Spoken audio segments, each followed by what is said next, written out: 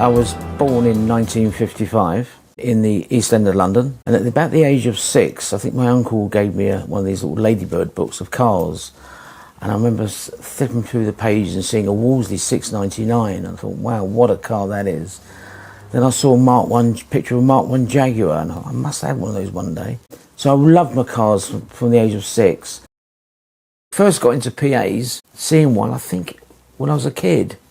I just saw this, I think it was a white one or something, probably Dover white. I saw this, I thought, wow, what is that? Is that an American car? Is it a Studebaker or something? I didn't know.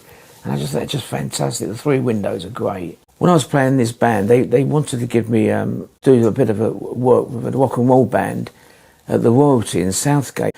And I remember seeing this Zodiac outside Royalty. And I thought, wow, what a car. That is fantastic. I think it was a Lowline at the time. And I just kind of started getting into them.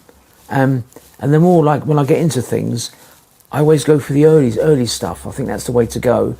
And I started finding out the first one was a E.P6 Zephyr.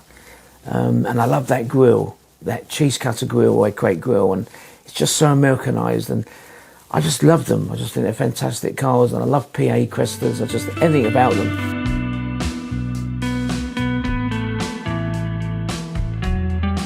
I had a 59 Cadillac and a 2-door Coupe de Ville, which was the most amazing car. And I drove it up to this painter up the road, who apparently is supposed to be fantastic. He gave me a price, and every month I used to go up there and say, how's it going, how's it going, how's it going? Yeah, we're going to start on it next week, John, next week. Next week never happened. It went on for 4 years. So after that, I said to myself, I'm never, ever, ever going to let anybody paint my car, because they're totally unreliable. They're not interested. All they're interested in is new accident repair jobs on little micros and things like that. So I started doing my own paint work, and I made some cock-ups, but I rectified them, and I painted the front wings on that pink Cresta. And I'll tell you what, I think I've done as good a job as anybody.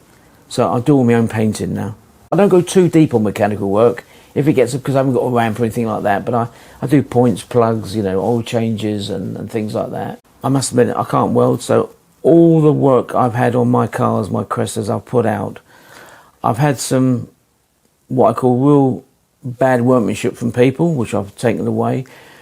But I met a guy, his name's Bubs, his real name's Bob Swift, and I've heard about this guy, he's in Langley. And he basically is a metal man, works just by himself.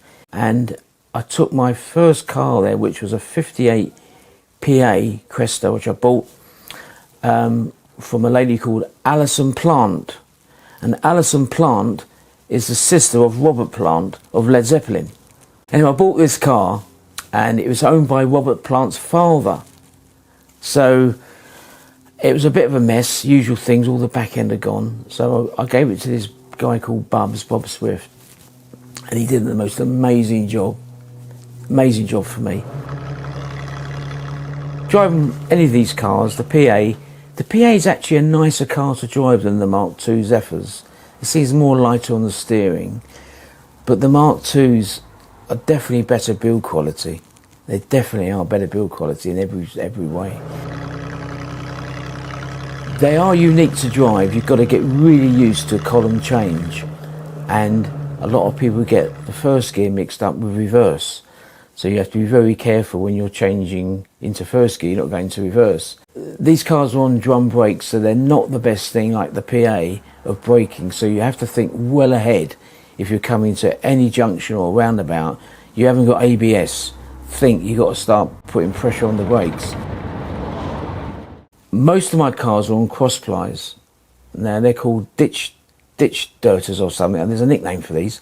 I'm quite used to them because I used to do a bit of competition in motorsport, so I don't mind a little bit of swaying in the road.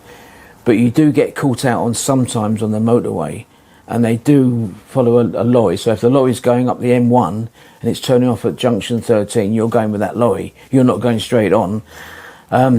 So I prefer them when they're on radials, but I like the authenticity of them being on crossbars. They just look nicer.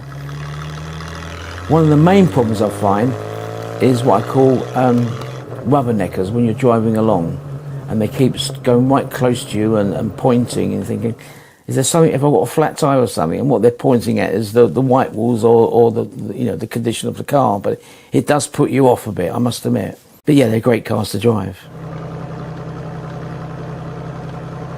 These are my babies. I mean, this garage is insulated in the roof, in the walls. I'm so besotted by these cars, I check if there's a cloud in the sky before I take one out. I treat the cars really well.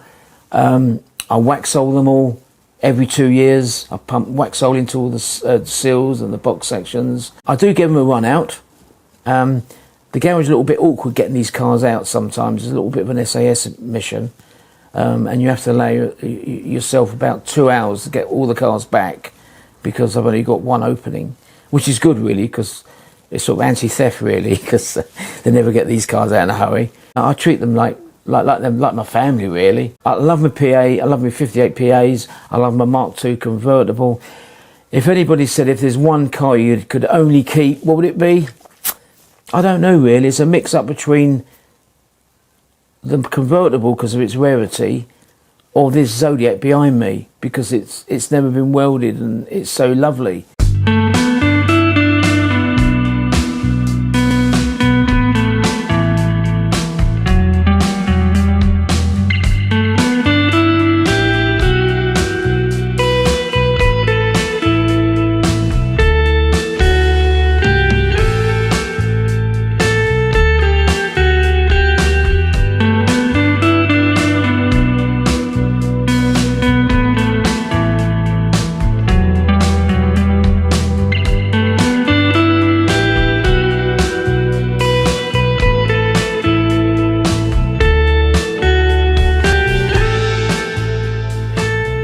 So I don't know. It's a difficult one.